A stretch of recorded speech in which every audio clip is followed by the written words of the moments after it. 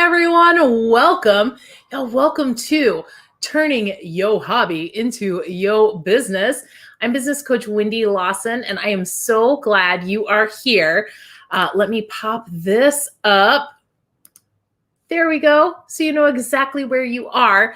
Now, I am streaming on YouTube, which means there is a bit of a delay. So if you're commenting and I'm not acknowledging your comments, it's because I don't see them yet because there is a little bit of a delay. But when you're here, say hi. Let me know you're here. Let me know who's here so I can connect with you and chat with you tonight. I do apologize. I'm a bit in the dark. I'm a little dark tonight. My ring died. So I don't have my special fancy schmancy light going tonight because it is not working. But thank you so much, guys, for being here. We have a lot to cover. I said this was going to be 30-ish minutes. So I'm going to do my best to keep that under like 40 minutes or so, but we have a lot to talk about tonight. So I'm going to go kind of quickly and we're going to dig in and we're going to talk about those 4 elements that you really need to consider if you are at the point where you are ready to transition from having a hobby to having a business. So let's do that. If we've not met, hello. I'm going to take myself off camera just because sometimes the bandwidth gets a little wonky. Hi, Bridget. I'm so glad you're here. Thanks so much for joining me tonight. Okay, so let's take that live. Let's take that real big. If we've not met before, hi, I am business coach Wendy Lawson. I am a former chief marketing officer for an entertainment company. I spent about 20 years in live event marketing. And so my background is all about marketing and marketing analytics and doing all the things, putting together action plans and goals to meet sales objectives. I am also a former direct sales leader. I told you who I was. I'm a current lover of gifts, cold brew coffee, and random acts of kindness. I am the guardian to the 3 Stooges. That would be my chocolate lab, Mo, and our 2 kittens, Larry and Curly. And I'm obsessed with goals, productivity, and helping women, micro business owners, achieve their business vision. That's truly what my mission is. My mission is to help you achieve your vision. So that's a little bit about me. Let's get into this, shall we? So as a business coach, I can tell pretty quickly if they're treating their enterprise, what they have, as a business or a hobby. So here's how I can tell this. And I want you to think about, as I'm asking these questions, I want you to think about where you are right now, if you're treating what you have as a business or a hobby. So the first question I ask my clients and what I really dig into is how you spend your time. See, the difference between having a hobby and having a business is a hobby fills your time. A hobby is what you do when you have time. It's something that you do in your free time, right? If you don't get to it because life got lifey and things happened, then it's no big deal because, it's there to fill your time. But with a business, your business, you spend your time intentionally. Your business, you show up every day, even when you have to force the time, even when you have to figure it out because it's hard, right? So I look at how you spend your time. The second thing to look at is what you track. Now, if you have a hobby, you're probably tracking your vanity metrics. You're probably tracking, the followers that you have. You're tracking how many people liked a post, but you're not necessarily tracking the needle movers in your business. You're not, hey, Joni, I'm so glad you found it. You're not tracking necessarily your conversions and your sales and all the things that really are moving the needle in your business. I hope this isn't distracting to you guys, but it feels weird not being on camera at all. So I'm over here in the corner, right? Or over here on the side. I'm tiny, got to squint to see me, but it feels weird not being there at all. So we'll go like this. All right. So that's how I review. What are you tracking? The next thing we look at is, are you proactive or reactive? Okay. If you have a hobby, if you're treating your enterprise as a hobby, then you're not being proactive, you're being reactive. You're waiting to see what happens. You're planning your income around what someone else decides for you, right? So it's all about what is launching or what's available. If you have a business, you are very proactive because businesses exist to make money. And so you make sure that you know how that money's coming in. You're not focused just on waiting for someone to tell you what's happening, but you're planning, you're proactively planning how you're going to make that money. Then the fourth thing we look at is how you define success. How you define success. So with a hobby, we define success as, am I having fun, right? Does it feel good? Am I enjoying it? Because bestie, real talk, sometimes businesses are not fun. Sometimes you're not enjoying it. Sometimes it doesn't feel good short term, right? With a business, the way what you're evaluating and what you're defining, how you're defining success is, am I meeting my goals? Am I getting where I want to be with my business? So two very different approaches to how you define success that helps differentiate between, do you have a hobby? Are you treating this as a hobby? Or are you treating it as a business? Excuse me. Y'all, I don't know if you can hear them, but the kittens, I told you I have stooges. The kittens are playing in here, and there's about a 99% chance that at some point in this live, one of them will jump on me, probably more than once. So before we go any further, I just want to be very clear, and I want to make sure that you understand something, because this is legit. It is 100% okay to have a hobby. You are allowed to do something simply because you enjoy it, right? There is this big push in our culture today to monetize everything. Like if you enjoy making something, well, then go get yourself a Etsy channel. Go get yourself an Etsy store and sell it online. You don't have to monetize everything. So if you have a hobby that you love, I want you to know that it's 100% okay to have that hobby. But you have to acknowledge it is a hobby, because hobbies cost money, but businesses make money, right? Hobbies cost money, but businesses make money. So if you want to make money, there's a cat attacking me. If you want to make money from your hobby, you need to treat it like a business. So when we think about those four things we just talked about, I shared with you how a hobbyist treats it now, and I shared with you a little bit of how a business owner treats it. So you have to decide, if you want to make money from your hobby, you have to start treating it like a business. Now, that's what we're going to talk about. So if you are ready to shift your hobby into a big girl business, let's talk about what you need to do. All right. So the first thing, I don't know if you can hear my kittens, but they're crazy. The first thing that we need to understand about the four sort of essential elements that you need to handle is, the first one is your mindset. Okay. You need to manage your mindset. And what we're going to talk about is developing a CEO mindset. So a CEO mindset is really going to take initiative to set and achieve goals. If you think about the CEO of Nike, or the CEO of Facebook or YouTube, or, the CEO of any big company, they're not waiting for someone else to say, what are your goals?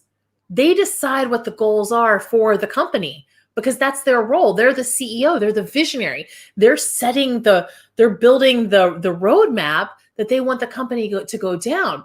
So this really does require a shift in your mindset, because if you've been reactive, if you've been waiting for someone to tell you what your goals are, what you should be working towards, this is an internal shift that can only happen in your minds, right? And you really have to feel it before you can start acting accordingly. So the CEO mindset takes initiative to set and achieve goals. The CEO is focused on solutions and not excuses. And this is a really big one, because when we are a hobbyist, we don't take control of the situation, right? We're reactive, we're not proactive. And we operate in a bubble. We're only worried about what's happening to us immediately, right here, right now. We can make excuses when other people don't do what we need them to do. But when you're the CEO, You have to focus on solutions and not those excuses. I used to say when I worked in corporate America and I had a large team, I would tell them, I don't care how we got here. I just want to figure out where we go from here. Like, I don't care how the car broke down. Let's just get it fixed. We can address it later if it becomes a recurring problem. We're not focused on excuses. We're not looking at where the breakdown was, but we need to find a solution and find it quick. That's part of the CEO mindset. And then finally, when we think about a CEO mindset, a CEO is a leader, not a follower. And what I mean by this is a CEO is not looking to the left and to the right to see what the competitors are doing, right? Nike's not over there. The CEO of Nike isn't over there checking out what Reebok and Adidas are doing. I don't even know if those are all brands anymore. I'm pretty sure Reebok and Adidas are still around. But Nike is looking at where he wants to go, the CEO of Nike, or her, looking where they want the company to go, not obsessing about what's to the left and what's to the right, right? They're blazing their own path. So that's part of the CEO mindset. All right. So the second thing we want to look at as we think about these elements that we need to shift in moving from hobbyist to business owner is your approach. So we talked about this a little bit ago with the difference between being proactive and reactive. Now, I want to talk about what does it mean to be proactive, okay?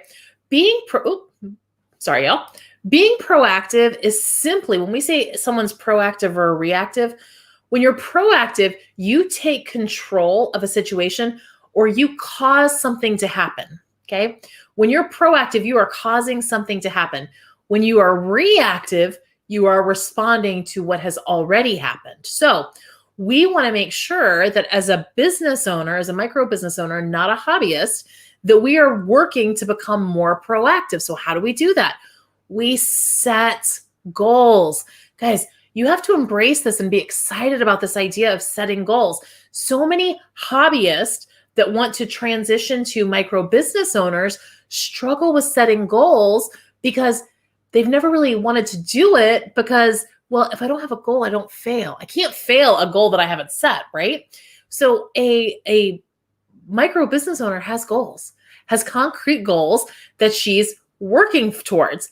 So you really need to embrace the beauty of goal setting. And I will tell you, goal setting is simply, when we set a goal, we're simply saying, this is where I want to go. And it helps define the path that we get on. Without a goal, you can just do any old thing and you'll get any old where. But you don't want to get any old where. You have a specific place that you want to go. You have a specific destination. I want to have $1,000 in sales this month. I want to do X, Y, and Z. If you don't know what you want to achieve, then you'll never get there. Okay. So you really want to embrace goal setting. Want to develop a business plan. Now, go ahead. Grown. It's okay. It won't hurt my feelings. When we think of business plans kind of get a bad rap because we think like, oh, it's this 47-page document that goes in this big binder that fancy businesses do. And why would I waste my time doing that? I will tell you, it's not so much about the actual plan itself. It's the value in a business plan is really understanding the ins and outs of your business. So it's the value comes from the work you do to create the plan, not necessarily the finished product. Because when you work on your business plan, you're getting very clear on who your target market is and who your ideal client is, and all the different marketing strategies and selecting which strategy is right for you, understanding competitive analysis, doing all the things that will only make you stronger in your business.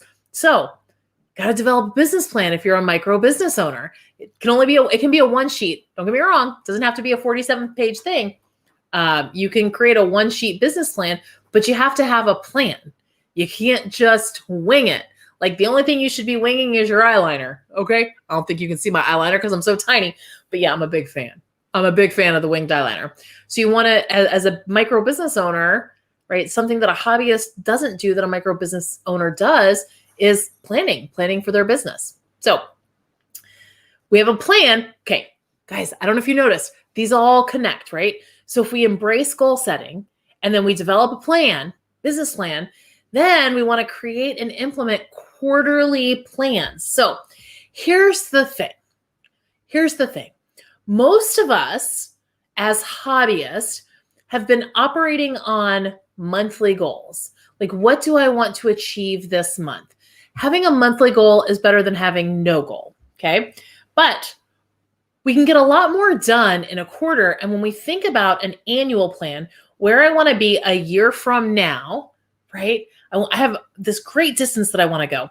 Well, making a plan for a year, there's a lot of variables, a lot of things that can change. Because I don't know about y'all, but when I was making my goals and when I was thinking about how 2020 was going to go for me back in December of 2019, none of what happened this year was even in the cards, right?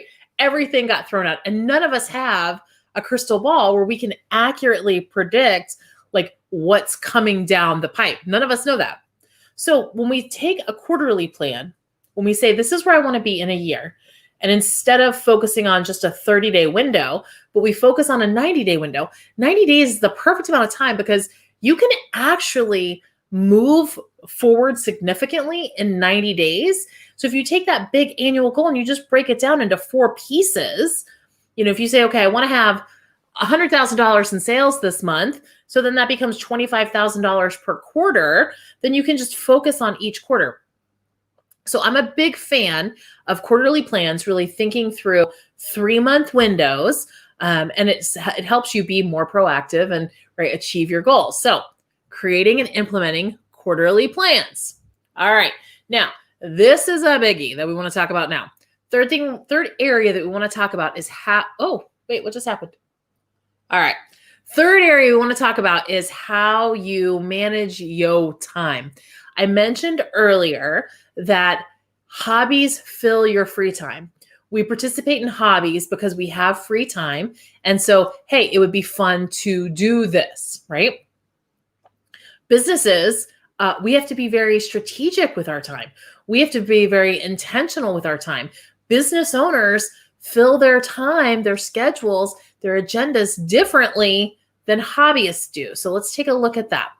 The first thing I want to talk about is working on the business and not just in the business. Now, I know that might sound a little confusing if you're not familiar with this concept, if you've never heard that before.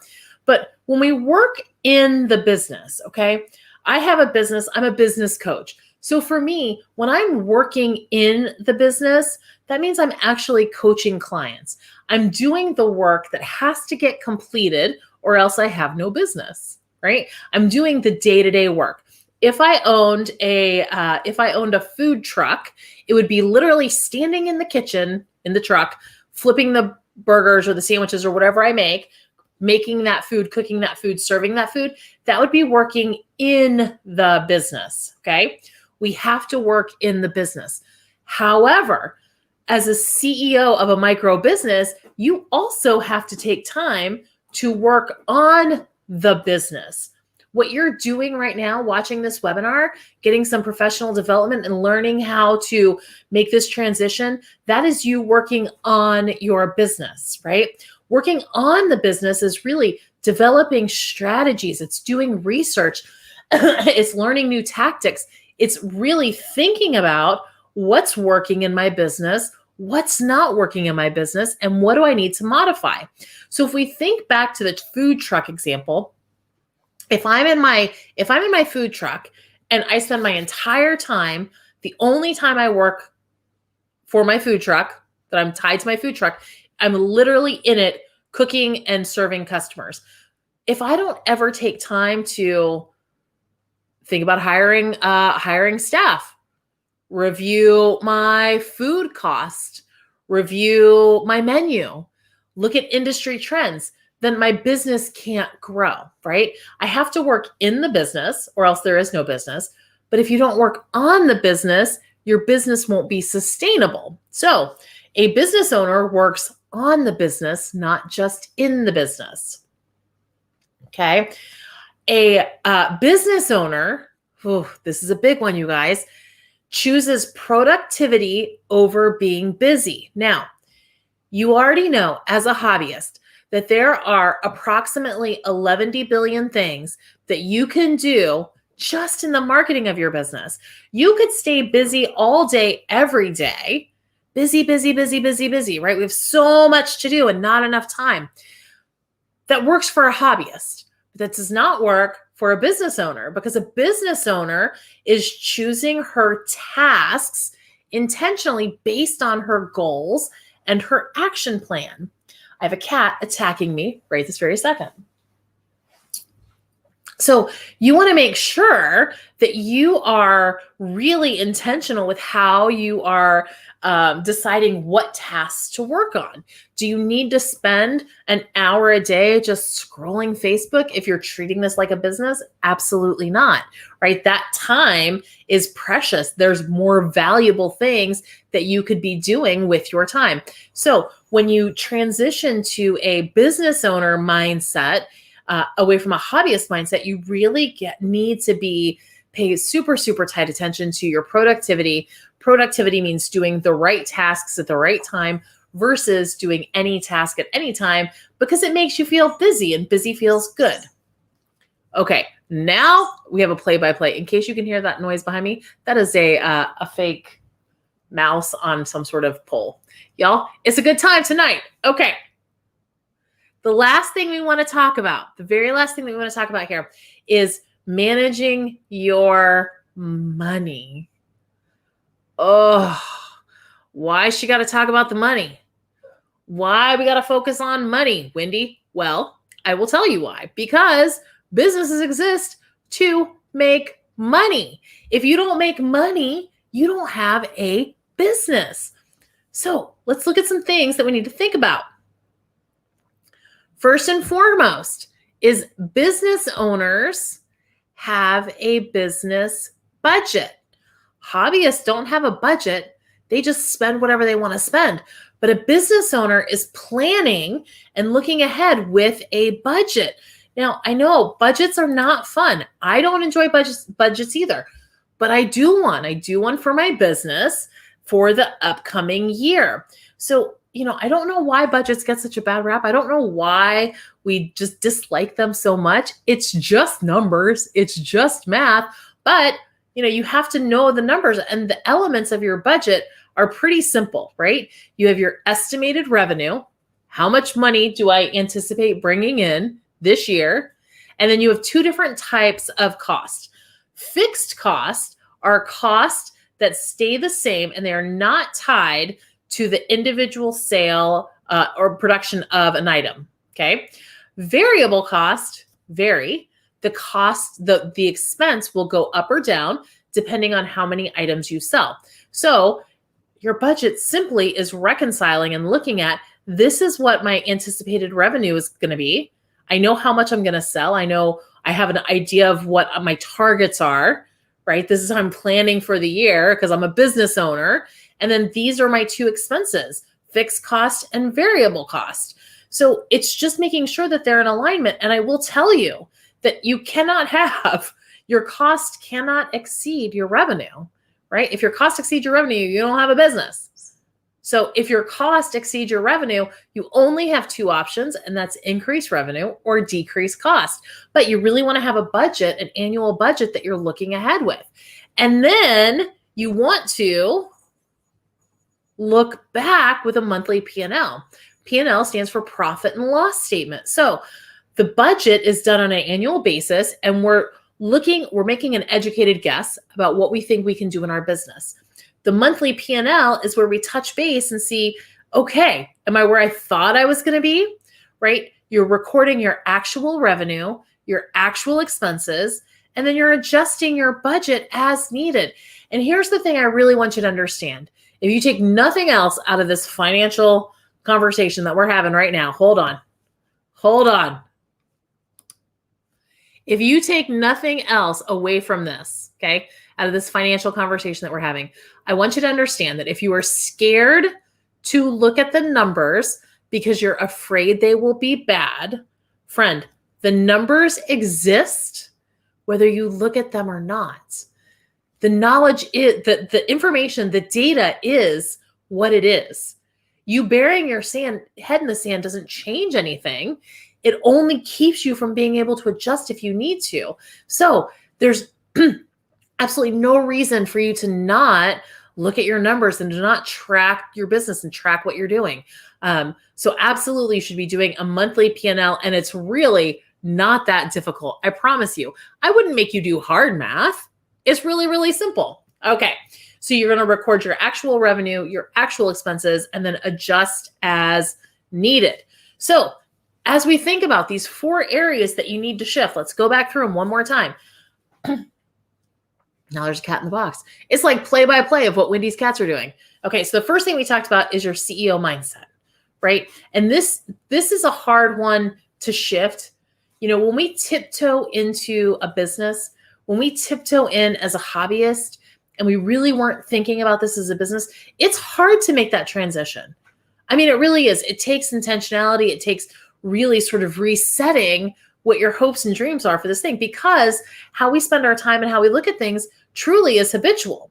So it takes time and it takes effort to really change your thinking. It's not just enough that you say, okay, well, this was my hobby and now it's my business. I want to quit my job and do this full time, and it magically works. Like, you really do have to change your mindset on some basic principles of how you operate this enterprise.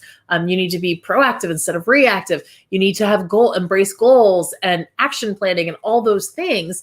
It doesn't happen automatically. Okay. I want you to understand that you actually have to make it happen. You can't just flip a switch and all of a sudden now you have a CEO mindset. You have to work towards that. Second thing that you really need to focus on if you want to transition from hobbyist to micro business owner is your productivity. You don't want to be busy, right? Hobbyists stay busy because hobbies fill free time, but you want to be productive. You want to make sure that any time that you are spending working on your business is spent working on your business, that you're actually getting things done and doing what is moving the needle in your business. Then the third thing is really having those strategic goals, which lead to action plans. Okay. So you have a goal, and then the action plan says, how am I going to achieve it? What steps am I going to take? This is where I want to be. What's my roadmap to get there? How's that going to work? And then finally, you want to run the numbers. You want to be aware of the financial health of your company, because, you know, the numbers matter. If you're not making money, you don't have a business. That's not sustainable. You want to make sure that you have a budget looking ahead, because the budget is what's going to drive your sales goals. Your marketing only supports your sales goals. So really having that budget is first and foremost. You have your business plan, you have your goals, and then you have your budget. And then your monthly P&L to track, how am I doing? How am I doing over here? Things going okay? All right. So I wanted to let you know that what we've talked about a lot tonight. And I actually managed to, I'm still under 30 minutes. I mean, just barely, but I am under 30 minutes. So actually, let me back up for 1 second. If you are feeling, let me back up here.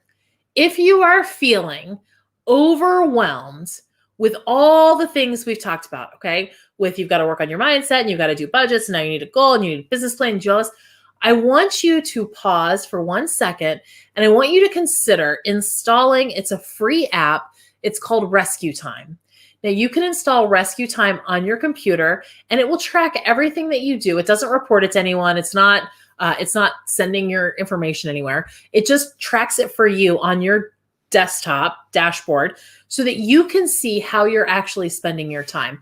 Because if you install this and leave it alone for about a week and then go look at where you're spending your time, you might find that you are not really as busy as you thought you were.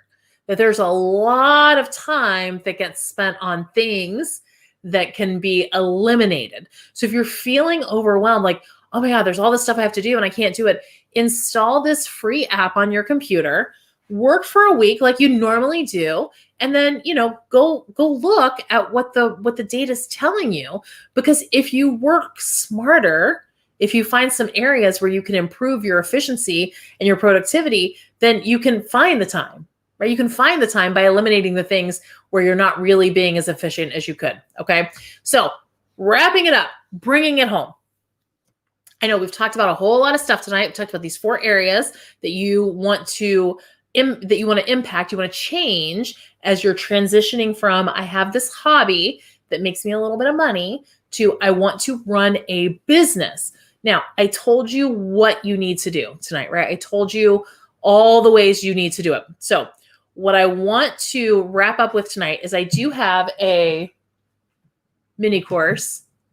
You can hear the cats. I do have a mini course. It's a 3-day course that goes over in depth on what we talked about tonight. Okay. So I told you what you need to do.